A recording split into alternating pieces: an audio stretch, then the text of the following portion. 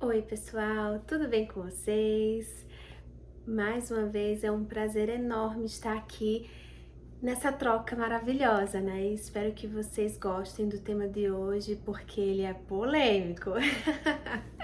Mas deixa eu me apresentar, eu sou a Érica, sou enfermeira de família e trabalho no Sistema Único de Saúde há 13 anos. E agora nós vamos falar sobre o tempo de espera para o seu atendimento na unidade de saúde da família. Minha gente, esse é um tema polêmico, muita gente reclama, mas não tem assim uma receita de bolo para a gente poder falar dele. Então a gente precisa discutir sobre cada situação, cada ponto que eu acho que é importante a gente trazer aqui para reflexão. Então, primeira coisa que eu queria falar para vocês é que uns tempos desse eu tava rolando o feed do Instagram e vi algumas postagens relacionadas a isso, né? Como sempre, reclamando das grandes filas, né? E aí eu tava curiosa para ver os comentários das pessoas e aí eu fui lá nos comentários da postagem. E nesses comentários eu percebi que tinha muitas pessoas questionando o fato de que existia um número X de vagas para atendimento médico na unidade de saúde da família. E aí isso me fez pensar, eu acho que eu preciso falar sobre isso. Além disso, é algo que até no meu próprio fazer diário, né? Todos os dias a gente se depara com isso. E não é só as vagas para o médico, são as vagas para o enfermeiro também, que existe essa limitação, né? Então, as pessoas muitas vezes elas não conseguem entender por que, por exemplo, na unidade de pronto atendimento, que é a UPA, não existe esse número e na unidade de saúde da família existe. Então, vamos falar sobre isso?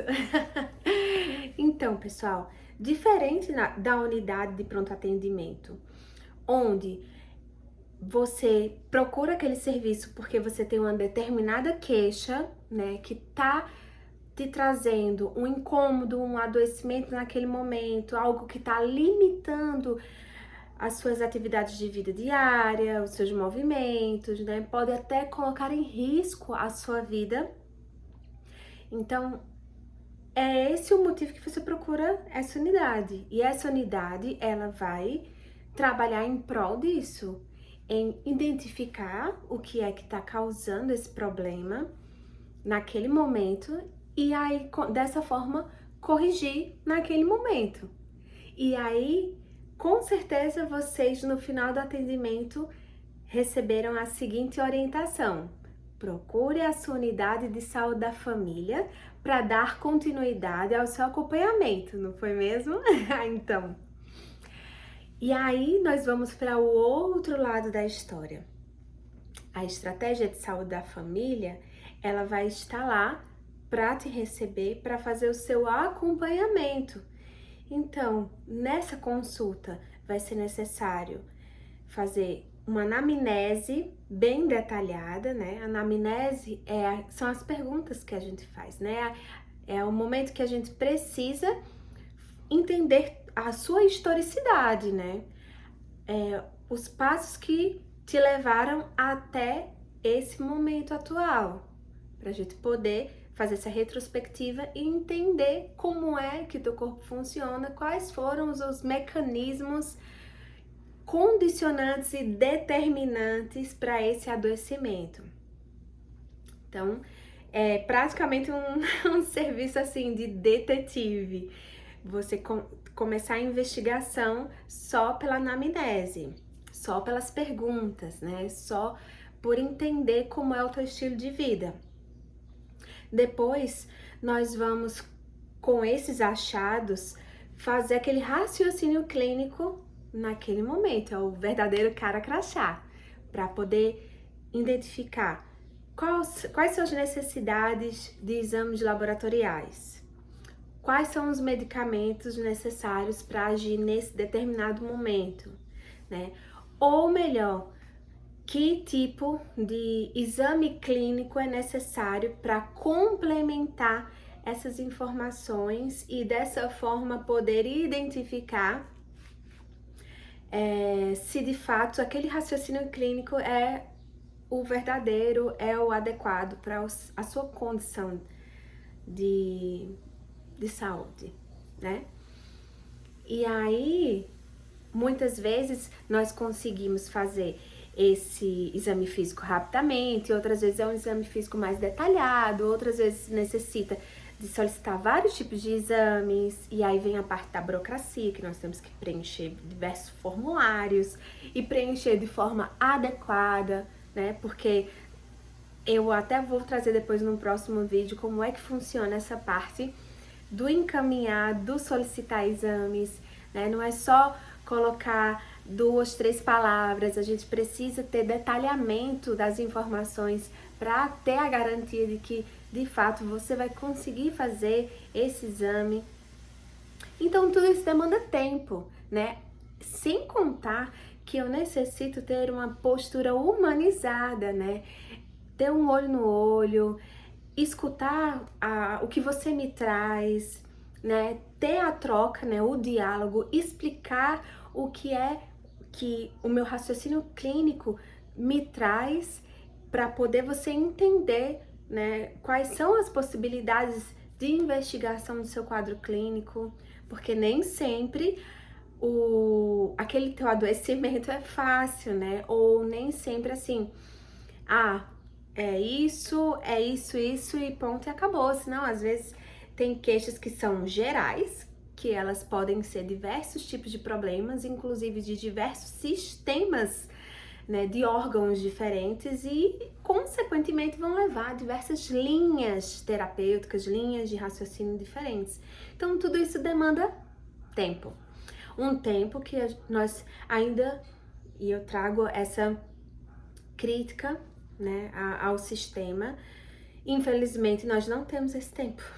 O tempo de qualidade que nós necessitaríamos ter com cada paciente, nós ainda não temos, né? Como a demanda é muito grande, as necessidades de saúde são muito grandes, o tempo é mais reduzido, mas mesmo assim é um tempo maior do que o tempo do seu atendimento no pronto atendimento, por exemplo, né? Então, geralmente, as consultas, elas estão para acontecer dentro de 20, 30 minutos, né? Então, quantas e quantas vezes outros profissionais de saúde, nós já atendemos pacientes que traziam 3, 4, 5 queixas, né? E aí, pra gente conseguir solucionar em 20, 30 minutos de atendimento é impossível, né? Impossível dentro de tudo isso que a gente precisa fazer em um só atendimento. Então, eu preciso trazer essa reflexão, esse raciocínio para vocês entenderem que o trabalho da estratégia de saúde da família é um trabalho diferenciado, é um trabalho que nós fazemos com muita responsabilização, baseado na medicina e evidências, e que nós não podemos fazer de forma rápida ao ponto de negligenciar qualquer uma dessas etapas que são tão necessárias para uma assistência de qualidade. Então, espero que dessa forma vocês consigam entender o porquê que existem limitações de vagas, né? Porque nós precisamos ter um tempo mínimo de atendimento, né? E mesmo tendo esse tempo aí definido, então cada vaga vai levar 20, 30 minutos, por exemplo, ainda assim, tantas e tantas vezes acontecem imprevistos nesse percurso que fazem com que esse atendimento ele necessite de mais minutos, acaba, né, atrasando os outros atendimentos porque acabou demandando muitas coisas, né?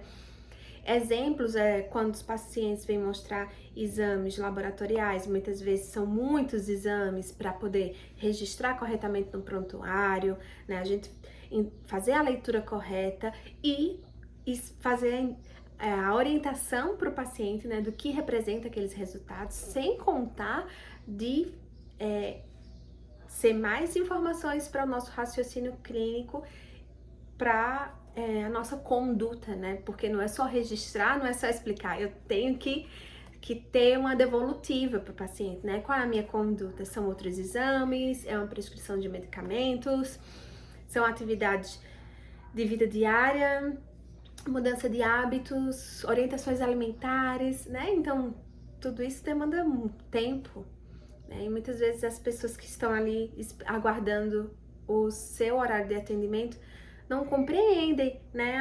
Por que tá demorando tanto naquele paciente? Já deu meu horário de atendimento, né? E mesmo assim a gente não pode ter essa postura rígida, né? De achar que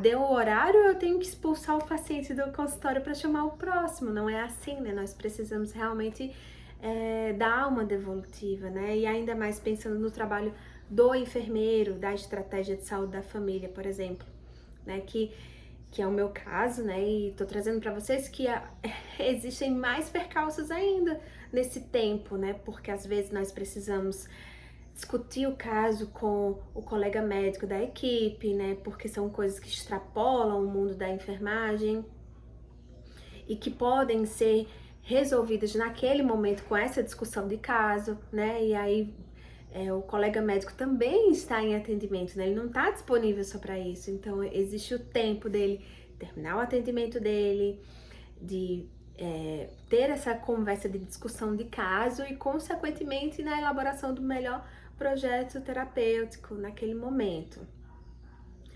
Então esse era um ponto assim muito importante que eu queria falar para vocês, né? Esse tempo de qualidade que nós precisamos ter com cada paciente.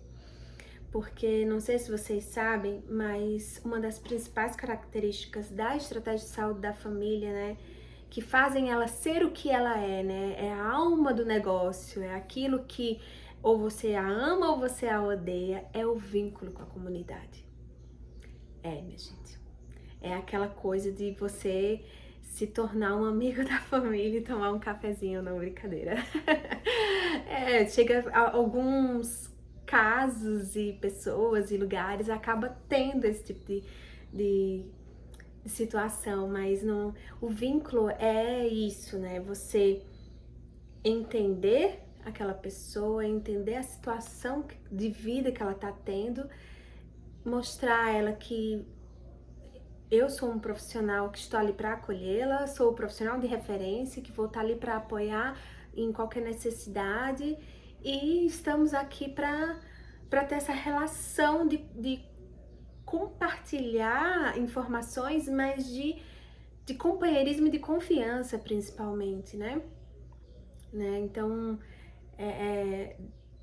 eu não sou aquele profissional que você tá vendo hoje e nunca mais vai ver. Eu sou aquela pessoa que está ali de segunda a sexta, pronta para te atender. E quanto mais vezes você comparecer no meu consultório, mais vezes eu vou entender a tua situação de saúde, né? Então, acho que não tem preço isso. Você chegar e a pessoa te conhecer pelo nome e já saber um pouquinho do teu caso, um pouquinho do teu jeito e saber também mais ou menos por onde, quais são os caminhos que nós precisamos ir juntos, né? Porque é uma caminhada que não é só do profissional de saúde, não é só do paciente, mas é dessa equipe unida em prol da qualidade de vida. E por fim, a gente não pode esquecer que existe um horário reduzido de atendimento na equipe, né? Diferente da UPA que funciona 24 horas, a estratégia de saúde da família é um serviço que funciona de segunda a sexta no horário comercial, né? São 8 horas diárias, com 1 hora de intervalo para o almoço, né? Então, geralmente o horário é das 8 às 17, né? Aí meu dia 1 seria o horário do almoço, mas a depender da cidade, do estado, do país que você tá me vendo, né? Podem ter as variações, né? 7 às 17, 7 às 16 e até os horários estendidos também, que em alguns lugares funcionam de 7 às 19. né? E aí, quando tem esses horários diferenciados, né? Alguns lugares fecham para almoço, outros lugares as equipes, a unidade é um território que comporta mais de uma equipe, e essas equipes acabam se revezando no horário do almoço, ou elas entram em horários diferentes para que nenhum horário fique desfalcado. Então, é uma gama aí de possibilidades que as pessoas vão fazendo os arranjos desse processo de trabalho, né? Então, diante disso, não tinha como ter mais vagas do que a gente já tem, né? E para fechar, é importante também que vocês saibam, e aí eu quero fazer um vídeo explicando bem direitinho sobre essa outra parte, né? Que nós, equipe de saúde da família, nós não só clinicamos, né? Nós não fazemos nossas atividades só de atendimento ambulatorial, vamos dizer assim, né? De consultas. Mas nós temos outras atribuições na estratégia, né? Então, nós temos atribuições de educação em saúde, nós temos atribuições de vigilância em saúde, nós temos atribuições de planejamento em saúde. Então, são atribuições bem diversas e complexas e que merecem vídeos só para elas. E aí, por isso, nós, ao longo da semana, alguns horários nós precisamos fechar na agenda, né, para ter reunião de equipe, para ter elaboração de planejamento do trabalho, para termos discussão de casos mais complexos, para termos elaboração de grupos, de atendimentos, né, de atendimento em escolas, né, busca ativa daqueles pacientes que não estão comparecendo às consultas para fazer o acompanhamento, ou de pacientes que foram diagnosticados com doenças que precisam ter um monitoramento ali mais contínuo. Enfim, é muita coisa. É muita coisa que pro tempo que a gente tem, de fato, é pouco tempo. Mas eu precisava trazer isso para vocês entenderem, gente. Não é má vontade, não é preguiça, não é... Como eu posso dizer? Não é descaso. Eu acho que essa é a palavra principal, não é descaso. Mas é a oferta do que a gente consegue atender naquele momento com as ferramentas que nós temos, né? Diante de todas as atribuições as quais nós temos que executar, né? Que nós somos cobrados pelos nossos gestores, inclusive. Então, você que é usuário do SUS, espero que tenha gostado desse vídeo. Espero que você entenda a minha explicação. Caso tenha ficado alguma dúvida, caso você tenha algo a mais a dizer, podem usar os comentários, né, para fazer a reflexão de vocês. Só peço que vocês tragam os diálogos de forma respeitosa, né, de forma a não ferir nem machucar ninguém aqui nessa rede. Porque nós sabemos que existem casos e casos, né? E aqui não tô para passar pano para ninguém também, porque eu também sei de outras realidades e situações. Se você é estudante da área da enfermagem ou da área da saúde, né? Se você gostou de entender um pouquinho mais sobre como é esse processo de trabalho da estratégia de saúde da família, também deixa o seu comentário. Se você é profissional e gostaria de dar a sua opinião, né? Você trabalha na estratégia, você quer trazer um pouquinho da sua vivência, também fica à vontade. E se você gostou, dá um like nesse vídeo, já ativa o sininho para receber as notificações de vídeos novos. Um grande beijo e até mais!